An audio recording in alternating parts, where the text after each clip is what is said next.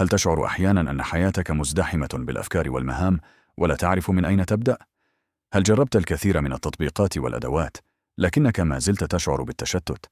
اليوم سأشاركك سراً بسيطاً. أنت لا تحتاج إلى عشرات الأدوات أو التطبيقات، فقط 3 أدوات أساسية يمكنها أن تحول حياتك بالكامل وتجعلك أكثر إنتاجية ونجاحاً. تخيل معي أنك تملك خريطة واضحة لكل يوم من أيامك، وتعرف بالضبط ماذا عليك أن تفعل ومتى. هذا ليس حلماً، بل حقيقة يمكنك تحقيقها بسهولة إذا استخدمت هذه الأدوات ال3. قائمة المهام. اكتب كل الأشياء التي تريد إنجازها اليوم أو هذا الأسبوع. لا تعتمد على ذاكرتك فقط، فالكتابة تساعدك على ترتيب أفكارك وعدم نسيان أي مهمة مهما كانت صغيرة. التقويم. استخدم التقويم لتحديد مواعيدك وأوقات إنجاز المهام.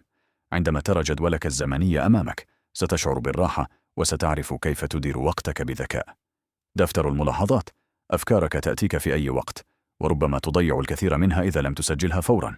احتفظ بدفتر صغير أو استخدم تطبيقاً بسيطاً لتدوين كل فكرة أو ملاحظة تخطر على بالك.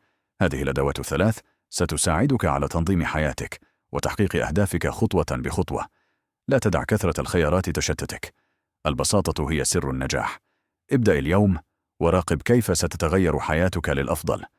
هل أنت مستعد لتجربة هذه الأدوات؟ شاركني في التعليقات أي أداة ستبدأ بها اليوم.